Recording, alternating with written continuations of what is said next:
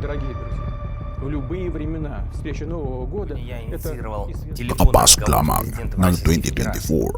2024 at isang mainit na balita ang binanggit ng Mirror.co.uk na si Vladimir Putin ay naglabas ng isang statement ng isang sobrang nakakilabot na babala patungkol sa World War III. Именно из такого родства всех поколений любви к отчему дому рождается, воспитывается преданность своему Отечеству.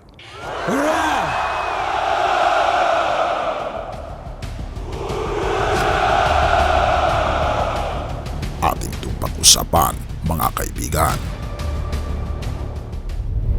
Si Vladimir Putin, ika pa sa mga headlines, ay naglabas ng nakakilabot na babala ng World War III sa nakakilabot na mensahe ng bagong taon. Именно из такого родства всех поколений любви к отчему дому рождается, воспитывается преданность своему Отечеству. Kasunod ng mapanirang pambobomba sa bayan ng Kharkiv sa Ukraine, nagbabala ang Rusong diktador na si Putin na ang Russia ay hindi kailanman aatras.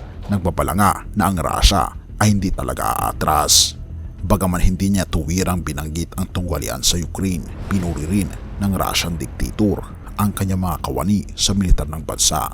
Sinabi ni Putin, ipinakita natin ng paulit-ulit na kayang-kaya nating malutas ang pinakamahirap na mga gawain at hindi tayo uurong dahil wala namang puwang na makakaiwalay sa atin.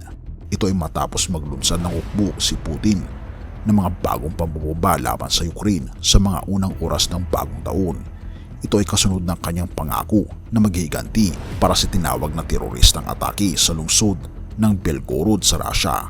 Ayon sa lokal na otoridad, maraming Iranian-made Shahed drones ang nagtarget sa bayan ng Kharkiv sa Ukraine ng madaling araw, habang ang dalawang panig ay nagtuon sa mga pampang ng kanilang magkasamang hangganan ngayong weekend.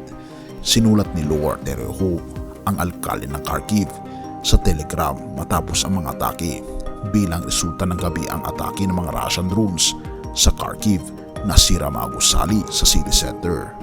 Ito ay hindi mga pasilidad ng militar, kundi mga cafe, residential buildings at opisina sa bisperas ng bagong taon. Nais ng mga Russians na takutin ang aming bayan, ngunit hindi kami natatakot.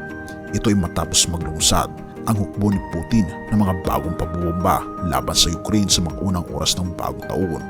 Iniulat ng Daily Star na ang pambobomba ng Russia ay tila nagiging ganti matapos ang isang atake ng mga Ukrainian na kinamatay na hindi papaba sa 22 na sibilyan noong Sabado sa Belgorod, isang lungsod na 19 miles lamang ang layo mula sa hangganan.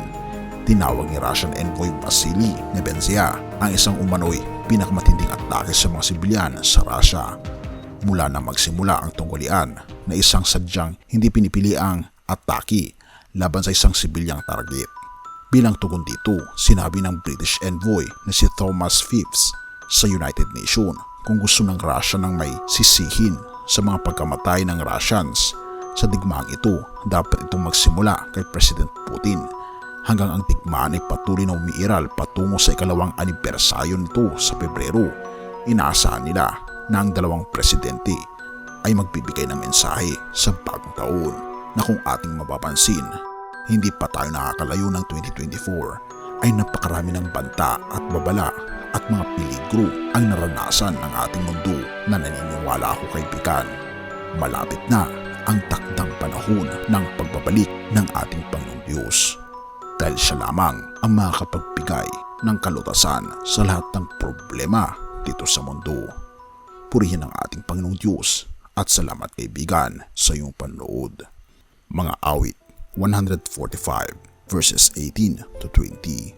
Ang Panginoon ay malapit sa lahat na nagsisitawag sa Kanya sa katotohanan. Kanyang tutuparin ang nasa nila na nakatatakot sa Kanya.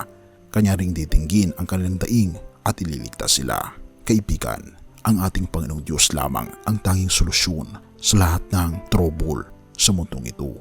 Lumapit tayo sa Kanya habang maaga pa at panghawakan natin ang Kanyang mga pangako na huwag tayong matakot, manalig lamang tayo sa Kanya.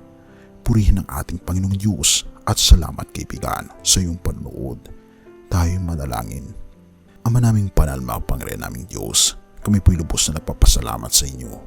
Dahil pagkaman napakahirap mamuhay sa mundong ito, ang inyong pong presensya ang nagpapatama sa amin ng langit at nagbibigay sa amin ng tunay na kagalakan na patuloy na mamuhay sang-ayon sa inyong kagustuhan sa lupang ito. Dahil hindi na po ito magtatagal, inaasahan po namin, Panginoon, ang inyong pong malapit ng pagdating. Tulungan kaming ihanda ang aming mga sarili at ang aming mga mahal sa buhay na kami po'y magsasama-sama na mananampalataya sa iyo habang maaga pa. Purihin ka, o aming Panginoong Diyos, at iligtas po kami. Patawarin po kami sa lahat ng aming pagkukulang at pagkakasala, pagkat ito ay aming samatiling sa matamis na pangalan ng aming Panginoong Jesus. Amen.